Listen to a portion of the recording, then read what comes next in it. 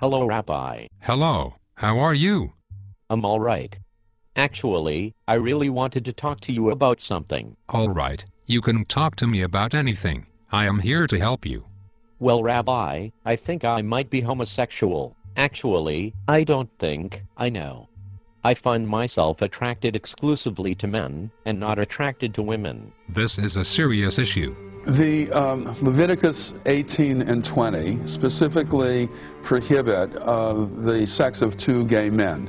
The Torah, the 5 books of Moses, does not talk at all about lesbians, and it does not talk about other forms of homosexual love, but in particular it says that a man may not have sex with a man as a man has sex with a woman. It is an abomination. If you cannot marry a woman, then you need to be celibate. Do you think that if someone asked you to be celibate for the rest of your life, when you were my age, that you would be able to do it? But if you have the desire to be with members of the same gender, that is to say you're a homosexual, then you're sinning and you're going to hell. I'm interested in your opinion about Jewish people who are gay. Are they still brothers, or sick people who just need a good shrink?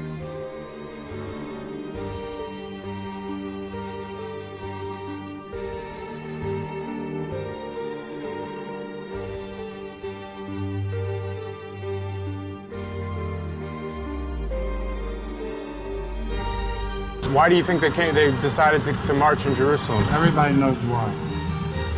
They wanted to make a point. They wanted to make a stand and a point. And that's the problem.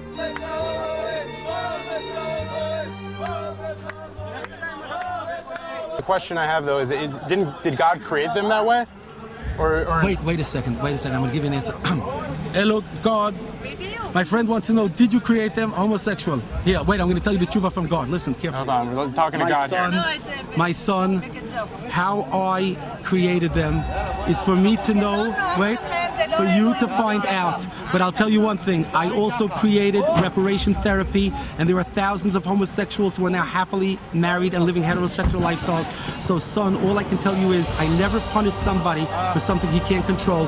Homosexuality largely can be controlled, and certainly there's no reason, son, to make parades about it. 3 people are dead and nearly a dozen more are hurt after Israeli police say a gunman entered a Tel Aviv club for gay teens and opened fire with an automatic rifle. As you can see behind me, a lot of police. It's the religious people who are not happy about the gay parade, and they're demonstrating against it quite violently. Gay rights activists flocked to the crime scene outside the Tel Aviv Gay and Lesbian Association, where a support group for gay teens had been meeting during the attack.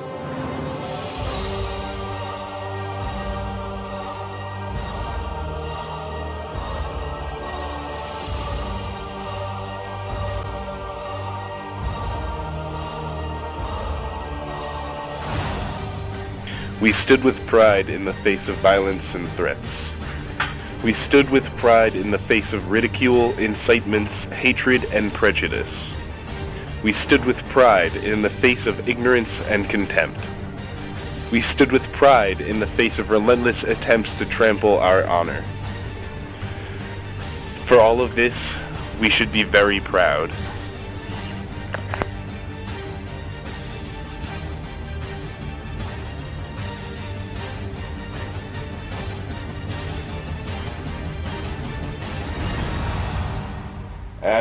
Yeah, it says Israel Alpha Bichata Israel Hu. A Jew, even though he sins, he's still called a Jew. All Jews are brothers, no matter from the greatest of the sages, from the most righteous, to what the Alter Rebbe calls the Kal Shebakalim, the lowest of our nation. There's nothing that can separate a Jew from his brother. Being gay in Jerusalem is probably more complicated than most other cities. And the answer is? Yeah, man. Whatever it says in the Torah is straight from God's will.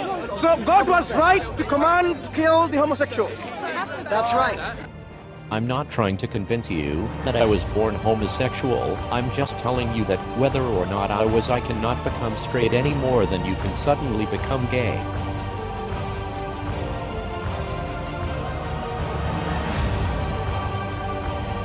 I don't care.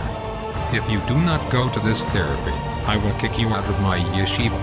I don't want you to convince the other boys to be gay.